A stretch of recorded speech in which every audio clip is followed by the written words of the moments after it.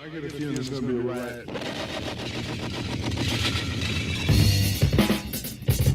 I don't read the newspapers because they all have ugly friends.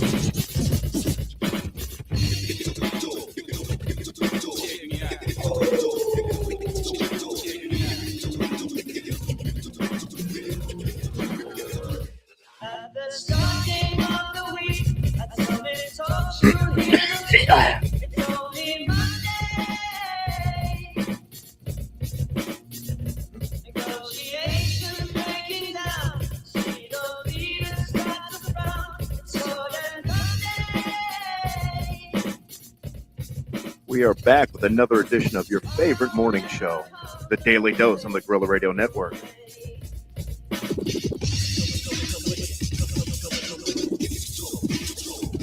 You'll be sitting, taking lunch. The news will hit you like a punch. It's only Tuesday. But Simon, Ask your doctor if the Daily Dose is right for you. Common side effects include sarcasm, informed opinions, and wondering how the hell these people got elected. The Daily Dose starts now. but Simon, Tomorrow never comes until it's too late. Tomorrow never comes until it's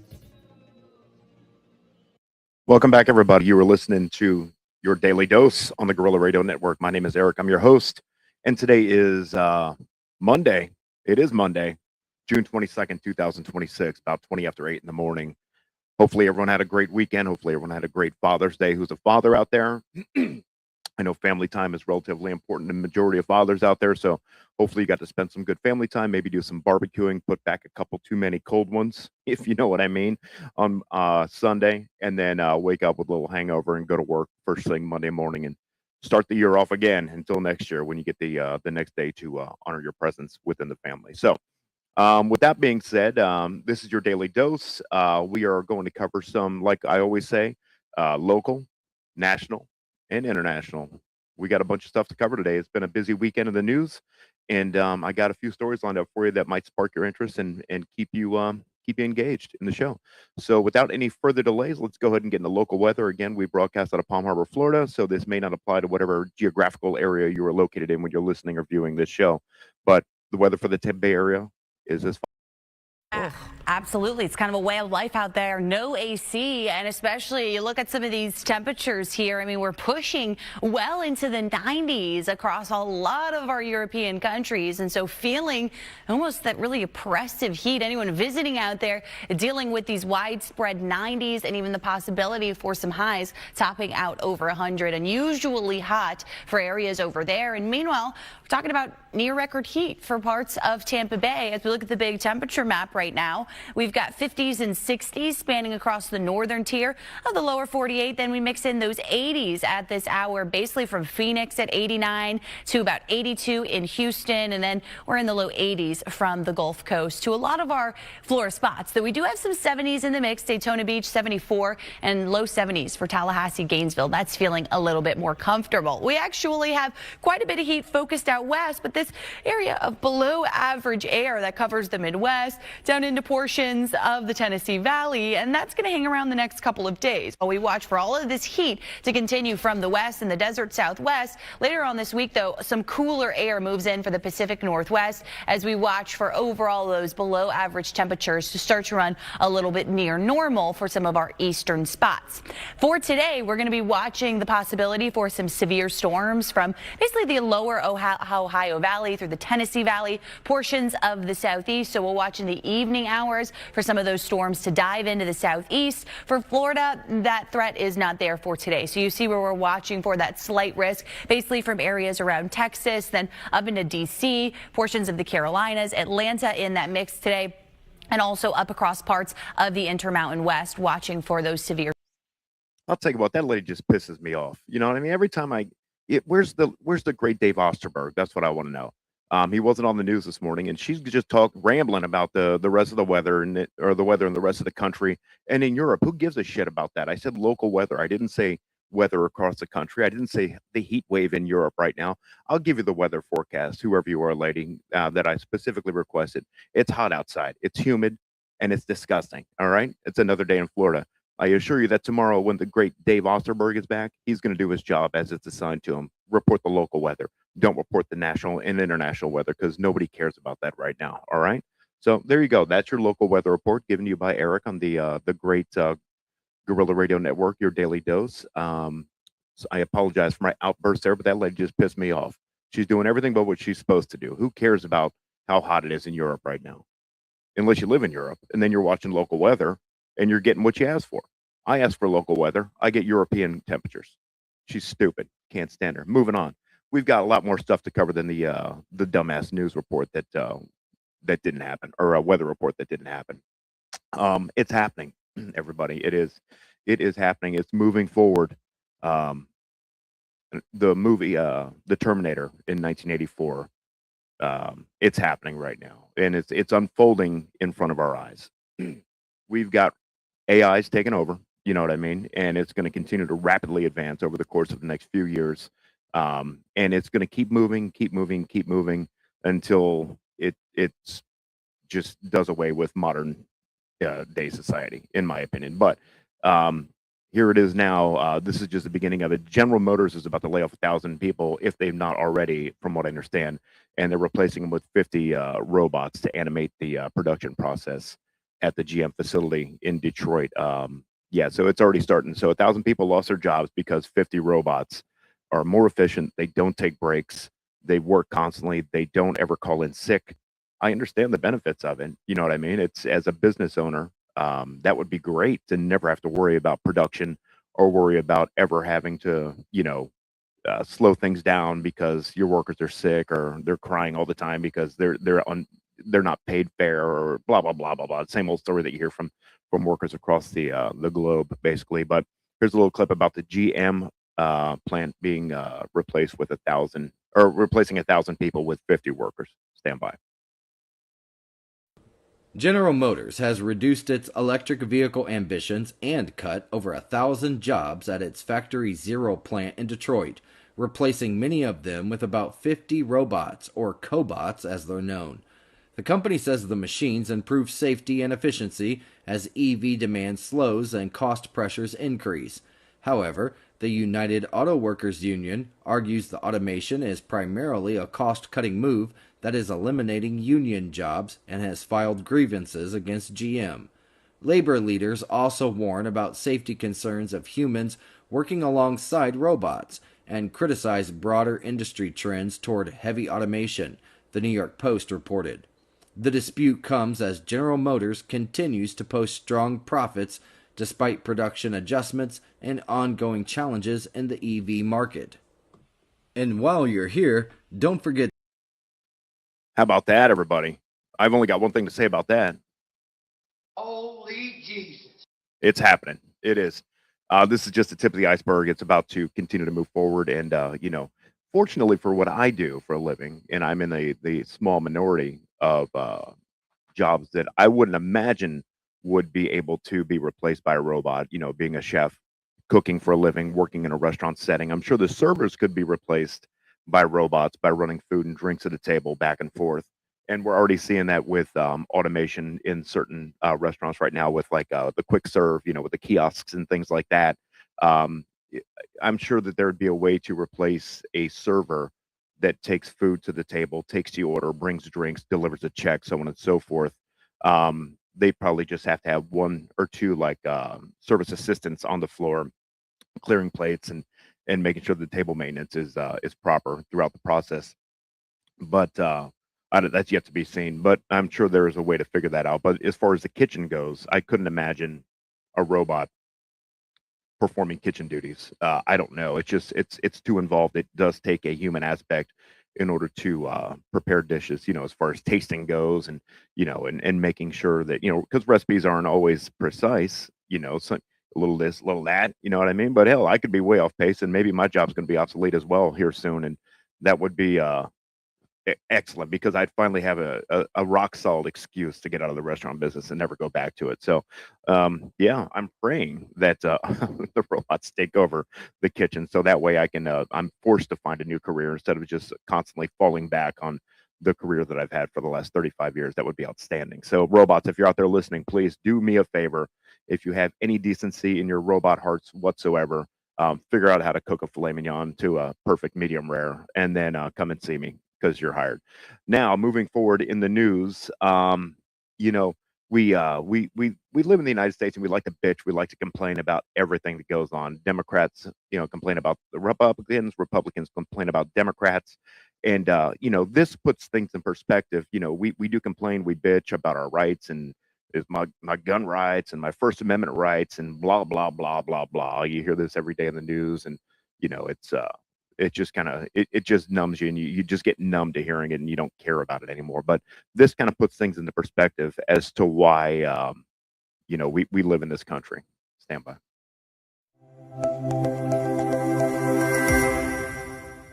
An Iranian court sentenced a prominent singer named Parastu Ahmadi and a group of 7 fellow artists to 74 lashes each after they live-streamed a performance on YouTube, according to her videographer and local media. The concert featured Ahmadi singing powerful, mournful songs to an empty audience on a dimly lit stage adorned solely with a large Persian carpet in the grounds of a traditional caravanserai complex. Ahmadi was backed by a pianist, drummer, guitarist, and bassist. All the musicians wore black, with Ahmadi dressed in a long, strappy gown and wearing deep red lipstick in a country where women are banned from singing in public. They are also required to dress modestly and wear the headscarf. Ahmadi live-streamed the concert on her own channel in December 2024, where it has been viewed 3 million times. It has also been viewed many thousands of times more on other channels. 2 years. So that's insanity right there. I mean, the girl goes on there, and she's got her own YouTube channel, and like many of us do these days. And she had to get 74 lashes because she didn't wear the scarf thing on her head.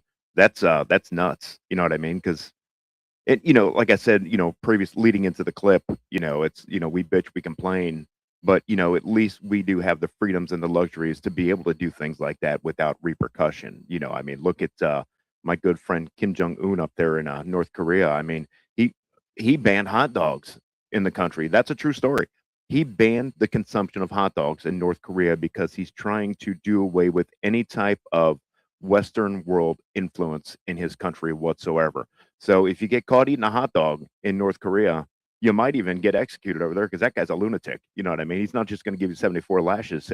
He might actually kill you or shove a hot dog up your ass and make you walk around in public with it hanging out. I can't back that up as any sort of a credible news reporting idea right there whatsoever. But how cool would that be if that would be the punishment? Sorry. So Kim Jong catches you eating a hot dog, and then he says, "Hey, you come over here," in Korean, of course, not in English, but I can't speak Korean. He says, "Hey, you get over here. You've broken the law." And the guy says, "Well, what did I do? I was just walking down the street. I went and eating a hot dog." And he's like, "Well, yeah, that's illegal, bitch.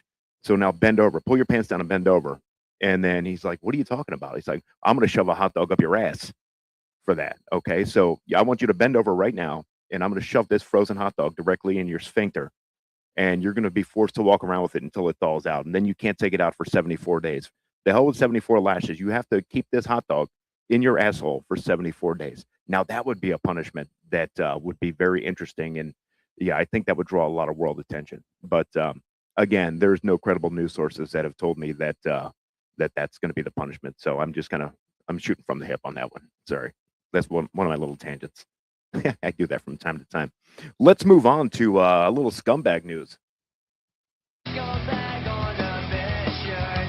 This guy had his family of 4. Well, he was a family of 4 in his car. This story happened a few days ago, but I just got wind of it today, and it was worthy of a report.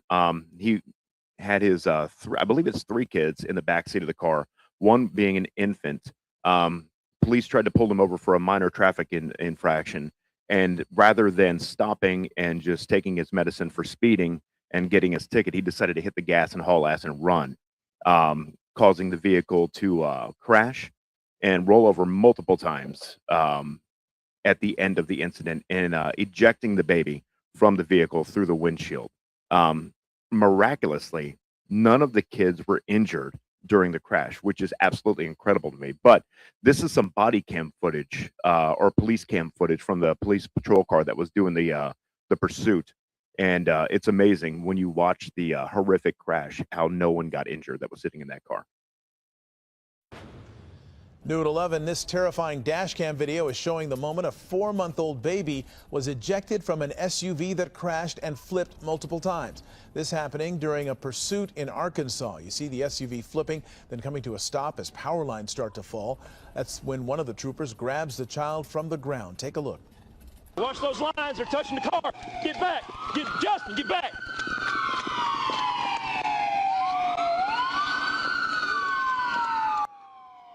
The baby rescued. 3 other small children were also in that SUV. Amazing. And that is a horrific crash.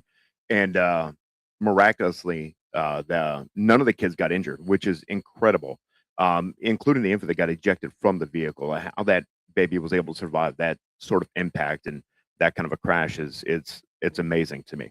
But yeah, so thankfully no one was injured. And then this guy was a convicted felon previously, from what I understand, and now he's going to be going back to jail for quite some time.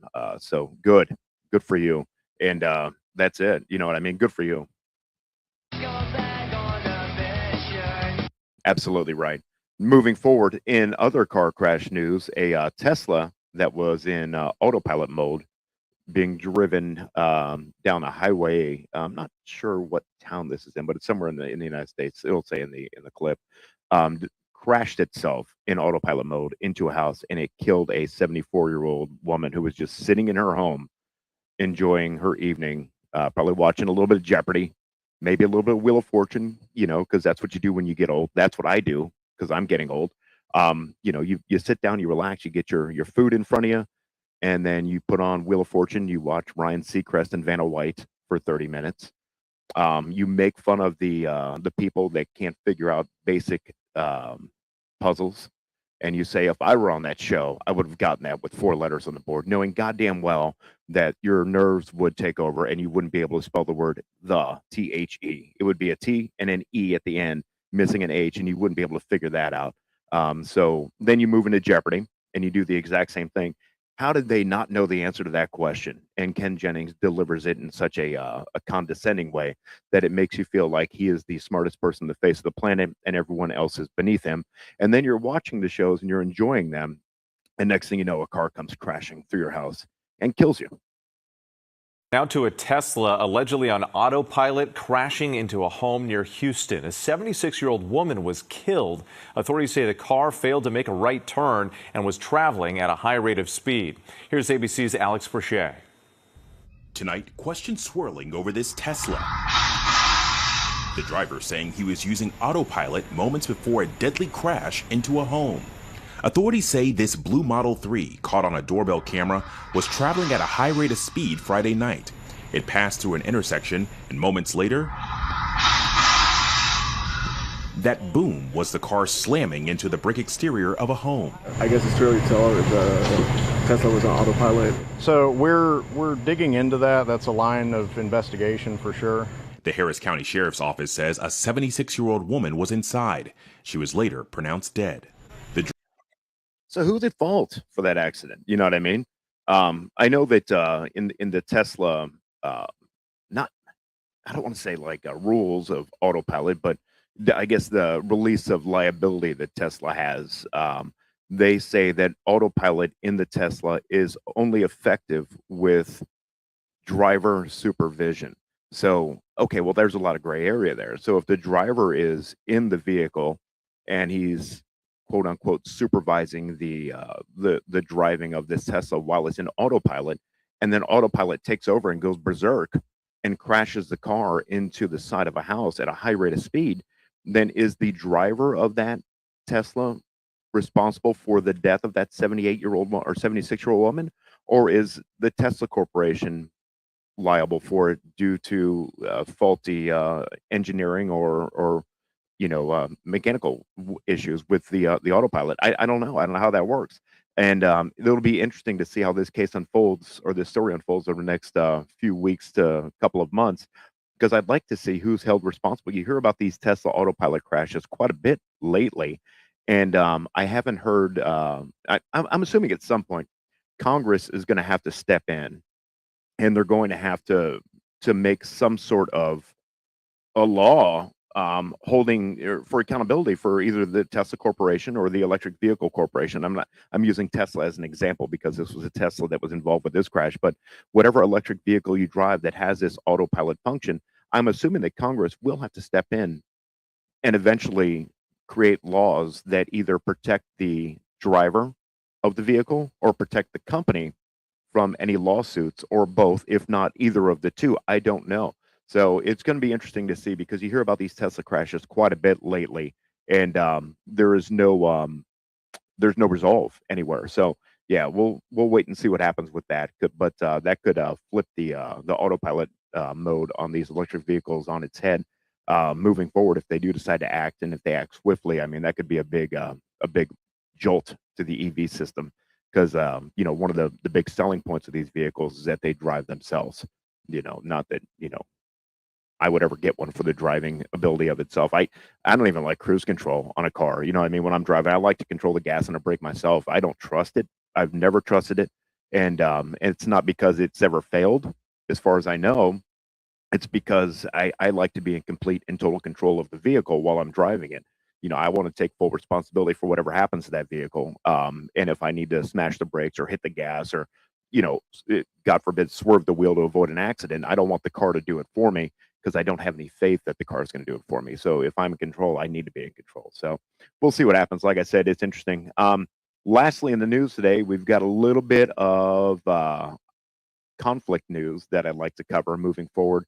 Apparently, this Iran, U.S., Israel, blah blah blah ceasefire that we have agreed to, the peace deal is it's falling apart daily, and again, proving that we shouldn't have been there in the first place. Just let these idiots fight with themselves. Let them get it done. Kill each other. Who cares? Doesn't affect me. But now it is, because I have to pay upwards of $4 a gallon for gas, and that's when I get involved, and that's when I get pissed off. Already fragile ceasefire between the US and Iran is in jeopardy as President Trump threatens to resume attacks on Iran. Live to Miley Hogan in Washington, D.C. Negotiations have stalled again, Miley. At any time it appears that we see progress in this situation, we see a major setback. The latest is that the negotiations have stalled. Iranian state media saying that its delegation left the room around 80 minutes into those discussions after an insult from the US president. Now, Donald Trump did an interview with Fox News where he said that he would renew bombing on Iran and potentially take over the Strait of Hormuz and potentially introduce tolls if an agreement couldn't be reached. He also told Fox News that he rang Iranian officials, told them not to close the Strait of Hormuz, saying, quote, "You close it, you won't have a country." He also posted on social media saying Iran must immediately stop their highly paid proxies in Lebanon from causing trouble. If they don't, we'll hit Iran very hard again. Donald Trump making these comments as his vice president was just moments away from entering the room to start these negotiations. However, J.D. Vance was still taking an optimistic approach. What the president has asked us to do is turn over a new leaf, to transform our relationship with the people of Iran. If they are willing to give up nuclear weapons ambitions for the long term, then the United States is willing to fundamentally transform our relationship with that country. These negotiations are aimed at turning this temporary truce into a more permanent one, but it is exposing just how far apart both sides appear to be on those major issues, Nat. It is. Thank you, Miley. Yeah, so it's not getting any better.